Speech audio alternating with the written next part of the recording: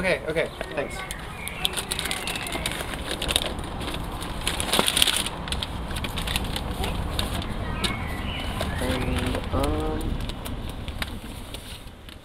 Great, thank you.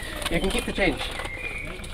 Die Idee mit den Eimer war jetzt eher so. বালতি দিয়ে খাবার বিক্রির চর্চাটা মূলত গড়ে উঠেছিল করোনার সময়। সে সময় আমিও আমাদের বাড়িতে অতিথিদের সরাসরি গ্রহণ করতে চাইনি, কিন্তু তারপরে আমি জাপানের ফুকুওকাতে আরেকটি রামেনের দোকান আবিষ্কার করেছি, যেটি দরজার বাইরে লোকেদের সংকেত দেওয়ার জন্য একটি নীল বালতি ব্যবহার করে।